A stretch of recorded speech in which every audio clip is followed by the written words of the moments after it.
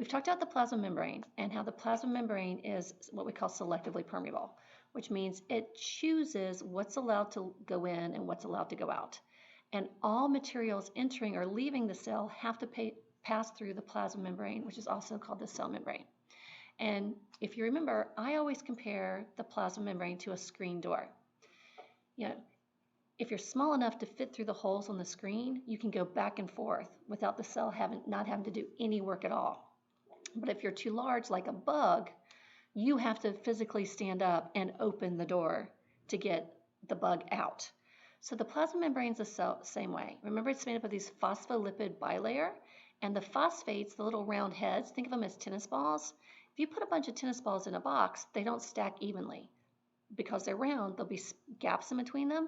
Well, you can think of it, the cell membrane, the plasma membrane, like that. So because of the way that the phospholipids are made, they don't fit tightly together. So you can think of them as having little passageways, just like the holes in the screen. So if you're small enough to go back and forth through those little holes, you can go in or out of the cell basically whenever you want to. However, some things might be too large, just like that bug, and the cell has to open a door in order to allow things to move. So in this video, we're going to talk about what's called passive transport and what's called active transport. And these are the two ways that the cells can get things in and out. So as you can see here, in the case of passive transport is when the cell does not have to do anything at all. Active transport, the cell's going to have to do something. So again, think of it as you're sitting on a screened-in porch.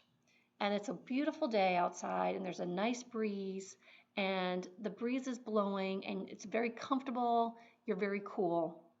That would be like passive transport. The air is going through the screen. You're not having to wave yourself, you're not having to make a fan to cool yourself off. The breeze is just cooling you off, and you're not having to do anything at all. That would be like passive transport. So if something is small enough to get through these openings that the cell has, then the cell doesn't have to do any work. Because of the fact that we have water inside the cell and outside the cell, water is always moving. So there's always going to be a current. And so sometimes things are the way that the current is flowing, it flows into the cell. So if you're small enough to ride the current, then you can enter the cell and the cell doesn't have to do any work. It would be like if you owned a company that transported things by boat. You would probably rather be upstream because then you could just put all this stuff on your boat and let the current take your boat downstream. You don't have to use a lot of gas, so that saves energy for you. That would be like passive transport. The cell wants to use the current. The cell wants to be lazy. The cell wants to do as little work as possible because the cell doesn't want to use up the cell's gasoline. And the cell's gasoline, if you remember, is this chemical called ATP. And just like your car will run out of gas, the cell can run out of gas.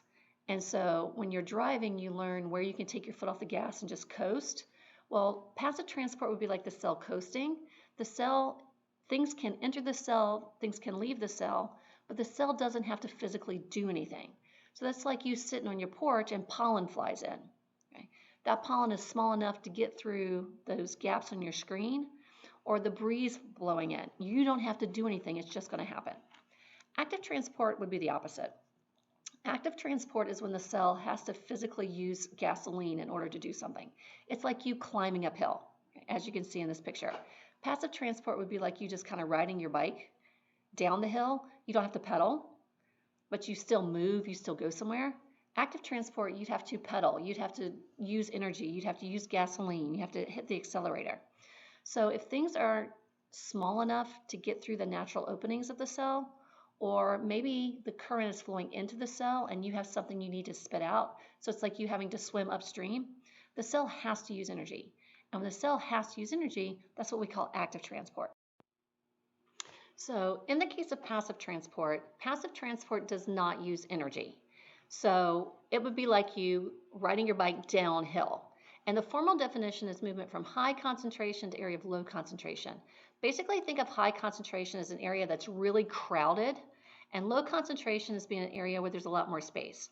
Nothing in nature likes to be crowded. You like your space. You like to spread out. Well, this causes a natural current in nature.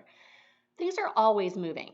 Things are always running into each other, they're bumping into each other, and they're bouncing off of each other. And this eventually creates a current, which we call the concentration gradient. And so things move from areas that are really crowded to areas that aren't as crowded. So it's kind of like you going to the beach. When you go to the beach, you're going to look for an area where there's not a lot of people to set up your chairs, or an elevator door opens up and it's crowded. Most of us don't get on. We wait for the next elevator, or we don't like waiting in long lines. And the last thing you want to do is get in these crowded halls and you try to go one direction while everybody else is going the other direction. So everything wants to have this natural need to have space. So with passive transport, things will just naturally move from areas that are crowded to areas that they can spread out. And the cell does not have to make this happen. If you think about it as the fact that there's electrons on the outside of atoms, you can kind of use this analogy about how electrons, remember, like charges repel. So things are always bouncing away from each other, and that creates movement. And they're going to try to move to where things aren't running into them all the time. You know, you don't want people bumping into you all the time. You want to have your space. So this is just a natural movement in nature. And so the cell does not have to make this happen. The cell doesn't have to turn anything on. The cell doesn't have to open or close any doors. It's like you just sitting on your screen and porch enjoying the night. You're being lazy and the breeze is blowing in. Okay? So with passive transport, the cell doesn't have to do anything. Just because of the makeup of the plasma membrane, again, if you think of the plasma membrane as a screen, things are going to move back and forth through that screen. And the cell doesn't have to do any work at all. And this is what happens with passive transport. So the cell actually prefers to do passive transport because the cell can be lazy. Now, depending on what's moving, that's going to determine whether we have something called osmosis or diffusion. But with passive transport, the cell doesn't have to do anything at all. It's coasting downhill. It doesn't have to expend any energy. And so with diffusion is this idea that particles will move from areas of high concentration to low concentration. So when we talk about particles, we're going to be talking about stuff, protein, sugars, waste products. Okay. So with diffusion, it's like sand moving through an hourglass. It's particles moving from areas that are crowded to areas that aren't crowded. So again, if you look at this picture, you can kind of use this picture as an example of a screen. And there's openings in a screen. And so if you're small enough to go through those openings, you can go back and forth whenever you want to. So this is how the cell wants things to move. The cell doesn't want to have to get up and open a door. The cell doesn't want to have to move around. The cell doesn't want to have to use gasoline. It doesn't want to use this ATP. So with passive transport, the cell just let things happen naturally. And just because of the concentration gradient, things are naturally going to move from areas that are crowded to areas that aren't crowded. And so things can just naturally move through the screen, which we call the plasma membrane. Sometimes things will move in, sometimes things will move out. But the cell doesn't have to do anything at all. It's like pollen blowing into a screen or dust blowing out of your house to the outside. Things can pass through these small openings without any work from the cell. So the cells just kind of kick back, being lazy and enjoying it. So if particles are moving, so that would be stuff, protein, sugars, oxygen, stuff, that's what we call diffusion. If water moves, that's what we call osmosis. So the formal definition of osmosis is the diffusion of water, which means water moves from an area that's crowded to an area that's not crowded. And osmosis and diffusion can get a little confusing because they work opposite of each other. Okay. In diffusion, stuff is moving. So if you take a look at this picture, on the right, the purple dots represent, let's say, proteins. So we have the inside of the cell and we have the outside of the cell. You can think of it that way. And then the plasma membrane is that little dotted line right down there at the bottom that says selectively permeable membrane. Well, notice the purple dots are bigger than the holes in the selectively permeable membrane.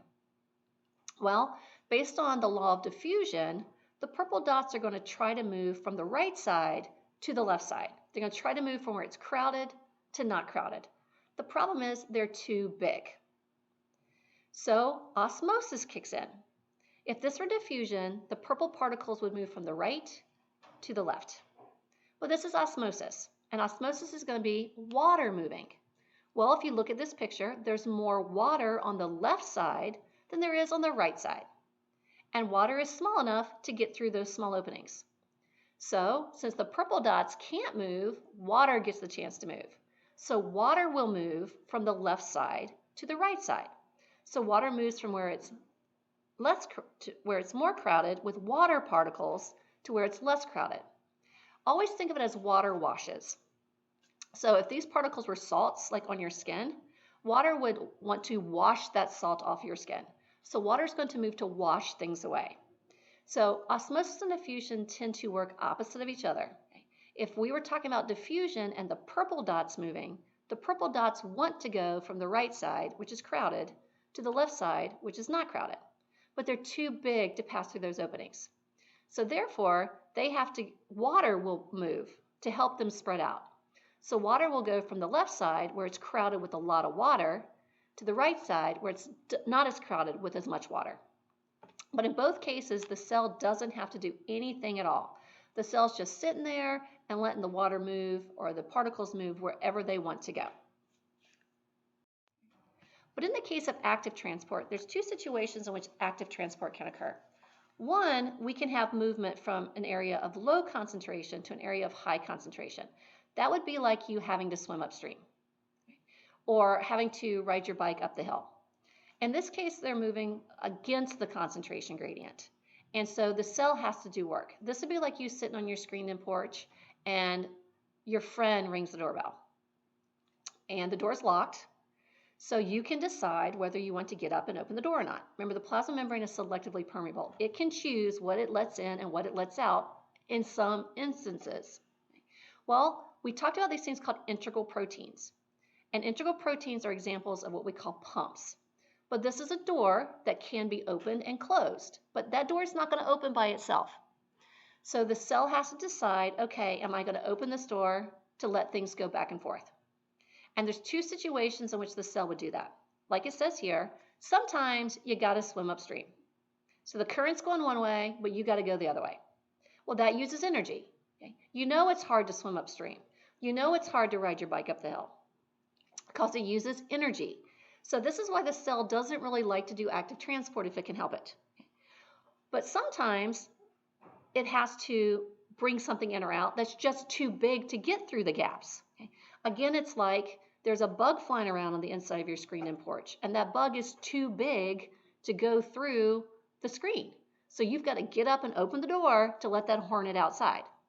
So active transport, in both cases, the cell has to do something. And what the cell has to do is turn on this thing called a protein pump.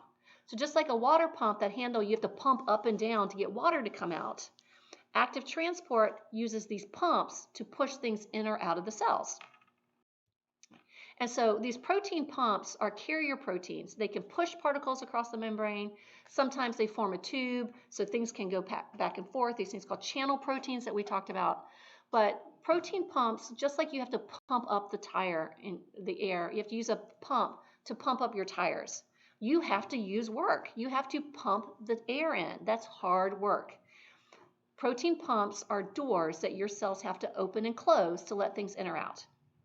And so your cells don't really like to do active transport. So your cells try to do as little of this as possible when it's moving things around. So we do have these types of transport. We have passive transport, diffusion facilitated, and active transport. So now that you understand passive transport and active transport, we can talk about what's called facilitated diffusion. And facilitated, when you facilitate something, you kind of get it going, you kind of lead it. And then diffusion, as you know, is movement from areas that are crowded to areas that aren't crowded. Well, the definition of facilitated diffusion is diffusion through a transport protein. So it's kind of like a combination, in a way, of passive transport and active transport. It's passive because the cell doesn't have to do any work, but it's active because something has to lead up to that. So I always use a swinging door as an example of facilitated diffusion. A swinging door is not going to open by itself, but if enough things lean up against that door will swing open without me having to do any work. So it'd be like if I had a screen door that didn't latch all the way, and I'm sitting on my swing, and my friend comes and leans up against the door. Well, if my friend leans hard enough, that door is going to swing open and my friend can come in.